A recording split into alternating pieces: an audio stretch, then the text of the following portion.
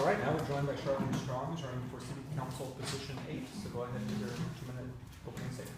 Okay, like I said, my name is Charlene Strong, and I am running for Position 8 on the Seattle City Council. I am a Commissioner of Civil Rights for the state of Washington. I was appointed in 2008 by Governor Gregoire.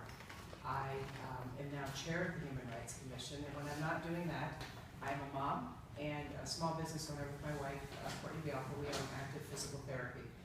My background has been 20 plus years in the medical dental field and in practice management, also working for years in the civil rights work around LGBT equality. This last 10 years I've been traveling all over the country talking about the collateral damage of inequality, in particular in the healthcare setting.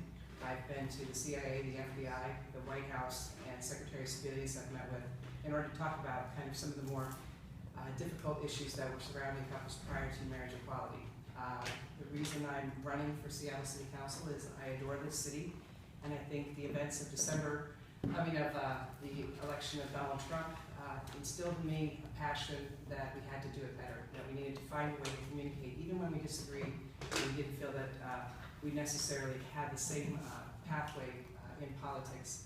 So for me, it's vital that I work as a council person that will hear the needs of communities and work diligently with other people, even when we don't always agree.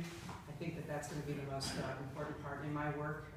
Thing that I keep hearing as I'm traveling and talking with people is people don't feel heard. They feel disconnected from the city. They feel disconnected from the council. One of the things that I feel is important, we have to change that. And what is the way in which we do that? And that's connecting with people and talking to people. And like I said, I've lived in the city since 1979. I feel passionately about it, and it's my home, and it's a place that I want to see a future for not only my family, but for other families in the city as well.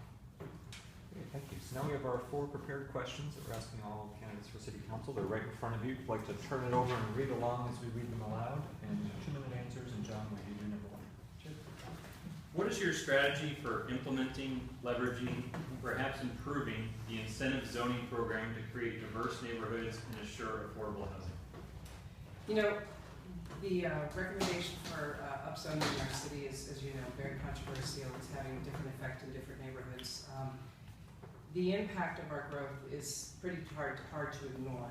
I think one of the things that I would like to see is if we could be more measured in the way in which we upzone, the way in which we look at kind of more urban density. I think urban density environmentally is right, but I think there's a lot of people who are feeling like they don't feel there's a lot of thoughtfulness in the way in which we are upzoning.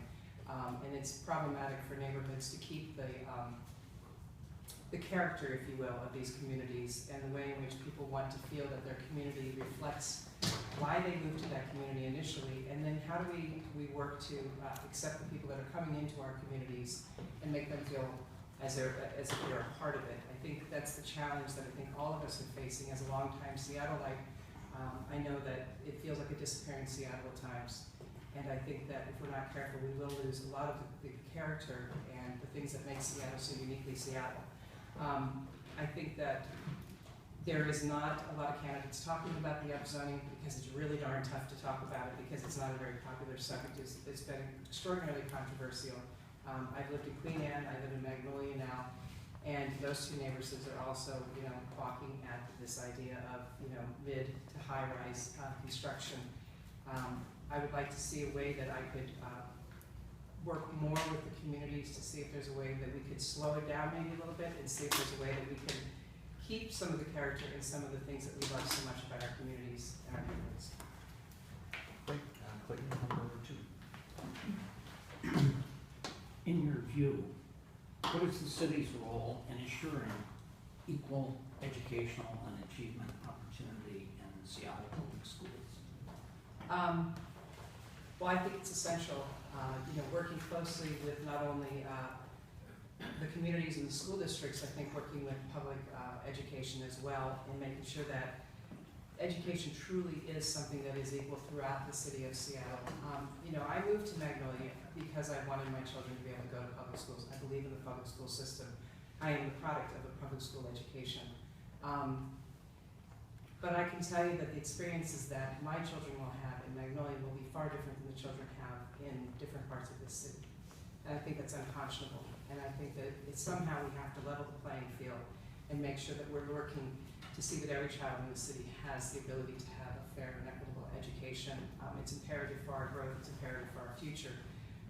And also, I think it is one of the biggest inequality issues that we're seeing, not having equal access to education. But in a city as prosperous as Seattle, to think that we aren't having the same results and the same amount of support for education is it's heartbreaking at best. So I do believe that the city does have a responsibility. They are taking on roles. I wish I had the exact terminology. I've been reading so much, as you can imagine, trying to get everything in my head. But I do know that there are programs. One of the things as a council member, what I'd like to do is bring students in and work in my office with me in summer internships and bringing them in to learn about being civically responsible and civic responsibility. I think that's vital. You know, right now, my child who's 5, I bring her to my office all the time and let her see her moms working together and taking care of people. And I think that that's important as we continue to push for that with children at every level. Great, that's number 3. What are your specific recommendations for completion and follow-up steps of the Seattle Police Department consent decree and ongoing steps to improve the department relations with Seattle's residents?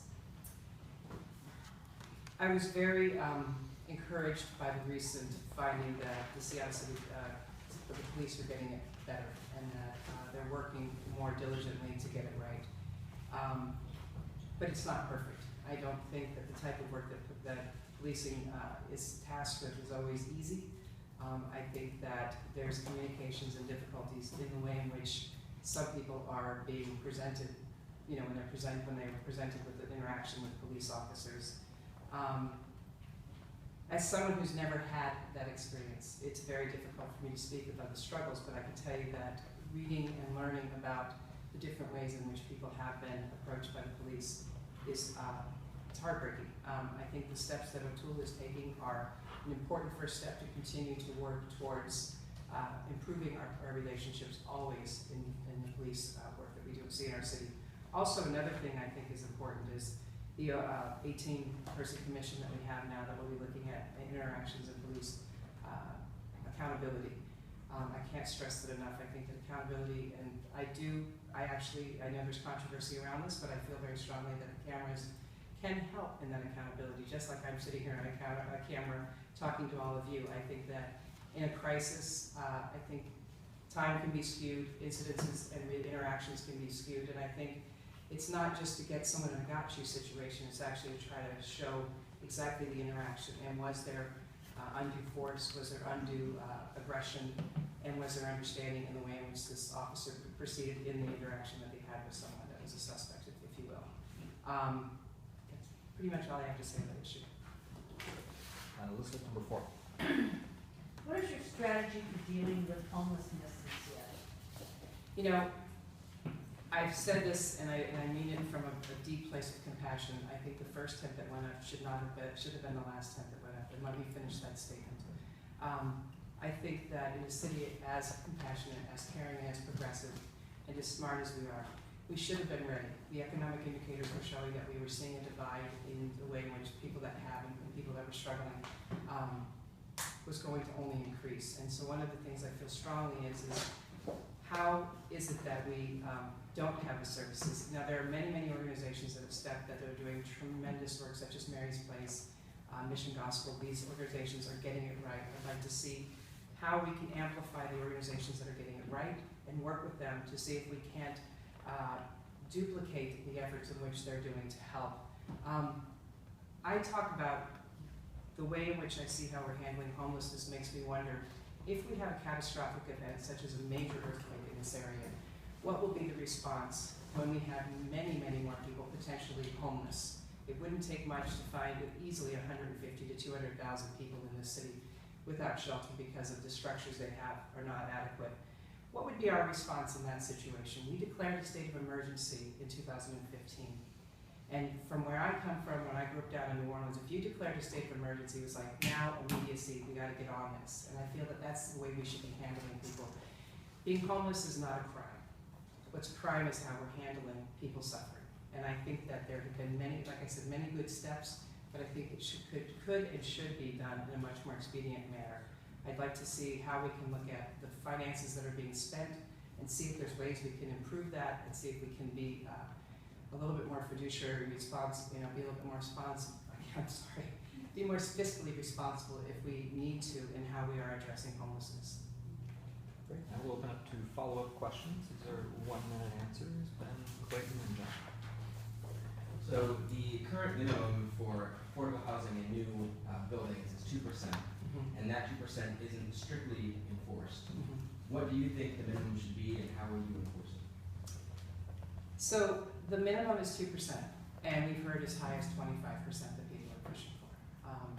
I think that we have to be prudent in saying how quickly can we get the units built, how quickly and are we going to be filling these units. Mercy Housing just had a building that went up, and it was like 118 units, and over 2,000 people showed up looking for affordable housing.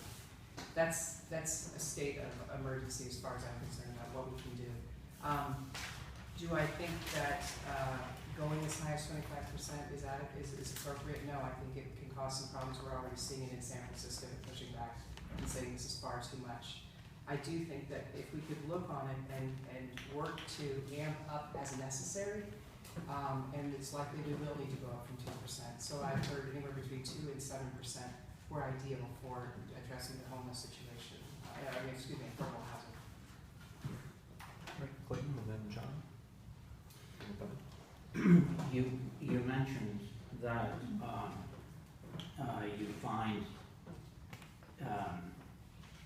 education in some of the city schools unconscionable, specifically where and what, in what ways, and what should be done about it. I think that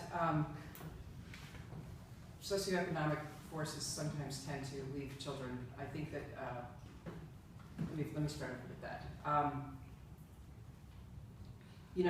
As someone who went to public schools, I went to many different public schools around the nation, in Louisiana, Mississippi, Seattle, and the way in which I received my education from communities of color was completely different. And I think that it's not that different in Seattle. Could I give you exact specifics? No. Do I think that there could be better support for services and for schools down in the South, in the Central District and things? Absolutely. My thing is that I've witnessed it myself. I've been in that situation, and I think that the life that I'm living in Magnolia, and we all are living in Queen Anne and Magnolia and Ballard, is a far different cry from people that are living in Central District. And I think that what we need to do is work as communities to help uplift and support the communities that are not having the family and the familiar support that perhaps they could be using. I mean, I have the time and the luxury of being with my children and working in schools to help. John, and then Ben. Earlier, when we were talking about housing, you spoke to the character of neighborhoods in Seattle. Some of the character of neighborhoods in Seattle is due to historical redlining and racist policies. I live just up the hill, and it's pretty white up there. It is. What can we do in our housing policy to reverse some of that historical racism?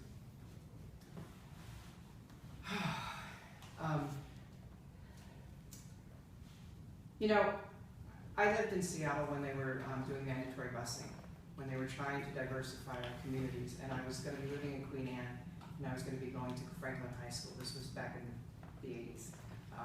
And it stopped, and I wonder why it stopped.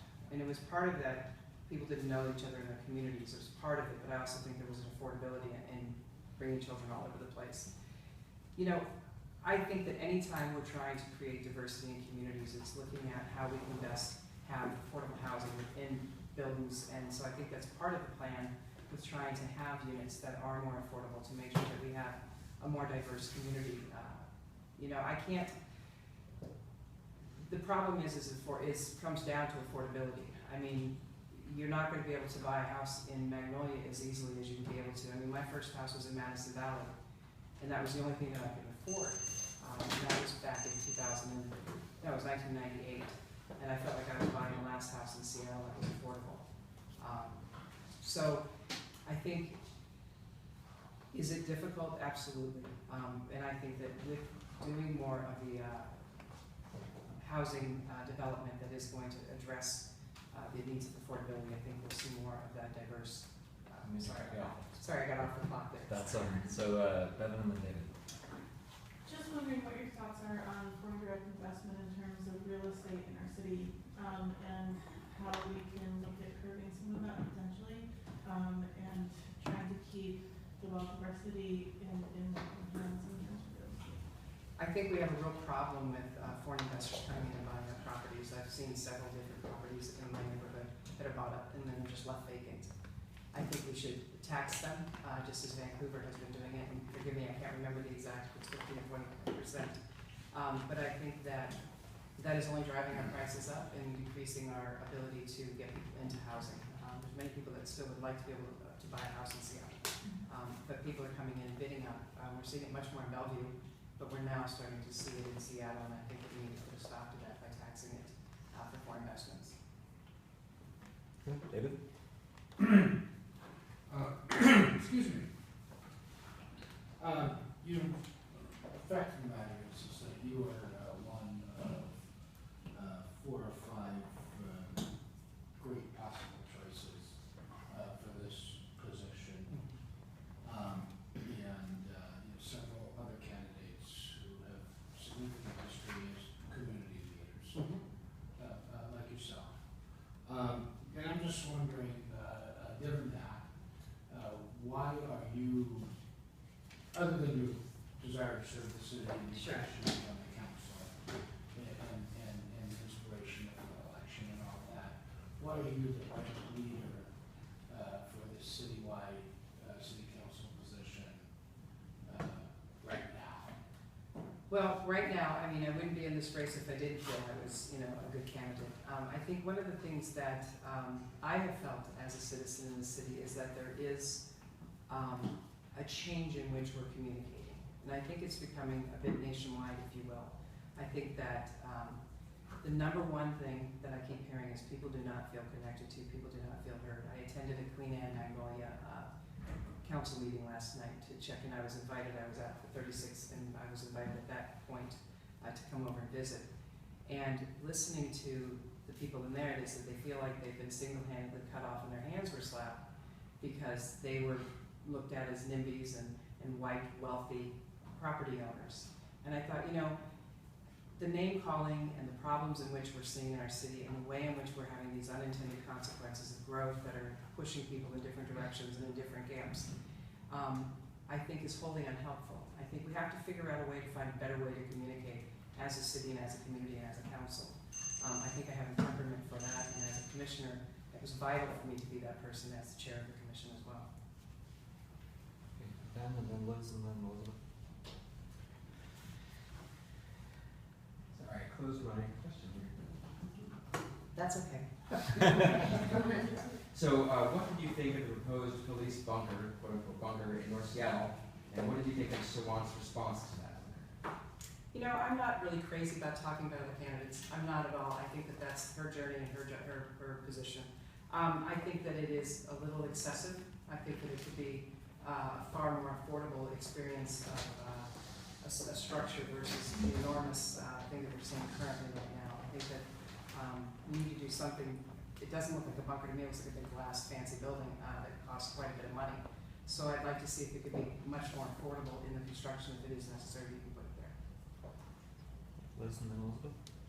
Right, so my question to you has to do with which committees you would prefer to sit on, and is there a council member who's currently sitting who you look forward to working with or worked with before and feel like it's a good scene? You know, I know Tim Burgess, and obviously I won't have a chance to work with him because this is the seat I'm looking to fill. And I know Sally Bagshaw, and I know that she's respected in many parts of the community, and she also is controversial in many parts of the community. You know, I think one of the things that, you know, I would need time, just like any other candidate and any other person that's going into city politics, to be able to have time to develop those relationships and work with them. Committee? What committee? You know, I hadn't really thought about that, but, you know, I really have not thought about that. You can imagine how much other stuff we're doing at this time. I didn't really think about what committees I would be trying to chair. Elizabeth? So what is your opinion about some recent laws, such as the one mandating that landlords rent to the first qualified applicant, limits on deposits, and the tenants' rights your opinions on this. So one of the things that I think is vital is we bring voices together to work together. I know that there has been a feeling that tenants are not heard in this city. And I believe there's some truth to that. And I also believe that there are people who are really upset about the fact that there are just tenants on the tenants committee now. And I was like, well, why would we not have some property owners to talk about some of the issues that, as property owners, they are experiencing? And so it would be more tenants, but it would be nice to see if we had some property owners on there to talk about what are some of the things that they're faced with putting their property out there to be rented. My wife and I are property owners. My wife, when we got involved, her sister owned half of her condo and didn't want to sell it, so now we put it up for rent. In doing so, we've had to deal with that. But also I know that, can I continue? Finish your sentence.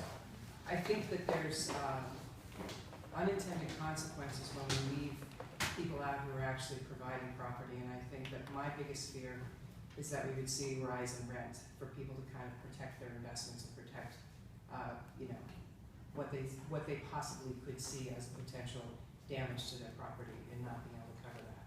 So at this point, we're out of time. If you want to take 30 seconds for a closing statement. okay.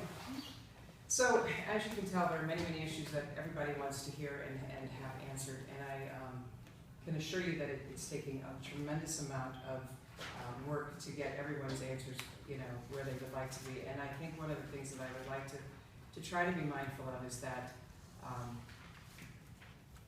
I'm never going to make everybody happy, but I'm going to work very diligently to see that how we can come together and work as a community. More importantly, I think that what I would like to see is how we can move through this city in a way that keeps our families here, keeps our city moving forward, and boy, thank you. You're welcome. All right. Thank you very much.